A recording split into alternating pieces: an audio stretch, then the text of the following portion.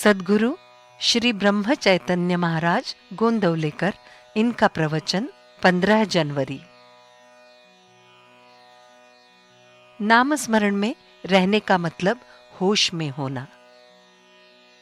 शराबियों के जत्थे में सभी शराबी नशे में चूर होते हैं। उनमें से अगर किसी ने शराब ना पी हो तो बाकी सब शराबी उसे देखकर कहते हैं कि ये होश में नहीं है।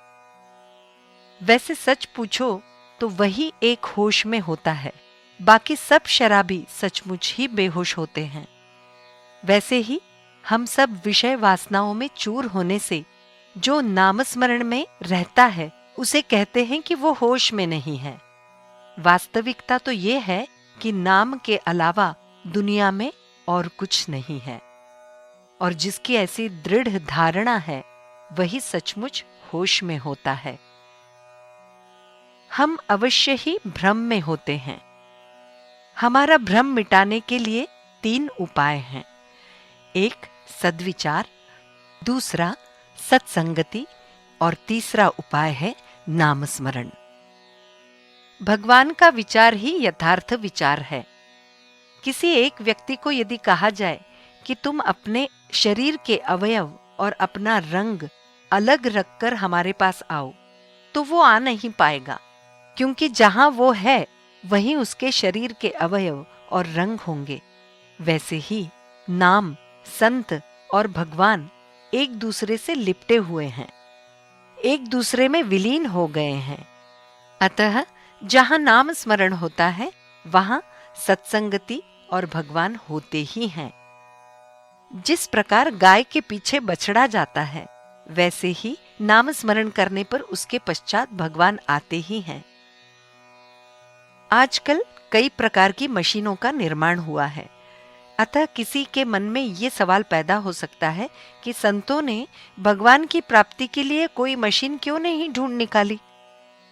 इसका उत्तर बहुत सरल है। ऐसी मशीन संतों ने बहुत पहले ही ढूंढ निकाली है। उस मशीन का नाम है राम नाम। ये मशीन हर कोई पा सकता है। ये यंत्र सब काम में ला सकते हैं। इस पर कभी जंग नहीं चढ़ता और ये कभी टूटती भी नहीं है। भक्त भगवंत और नाम एक रूप हैं। जहां नाम है वहीं भक्त है और वहीं भगवान भी हैं। इसीलिए नाम सर्वश्रेष्ठ है। वही नाम हम निष्ठा और लगन से लें। नाले से और गटर से जो पानी बहता है वो कितना गंदा होता है, किंतु वही पानी नदी में जा मिलता है। नदी सागर में मिल जाती है। सागर सब पानी को सागर रूप बना देता है।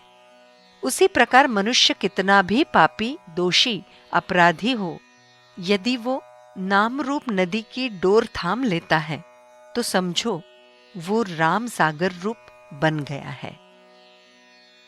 भगवान को भूल जाना सबसे बड़ा पाप है। नाम स्मरण के कारण भगवान का स्मरण होता है। इसीलिए नाम स्मरण से पाप मिट जाता है। अनाथ शब्द नाथ के सिवाय नहीं है, और नाथ यानी भगवान को अनाथों के सिवाय नाथत्व नहीं है। राम सबका नाथ है। उसके नित्य स्मरण में हम रहें।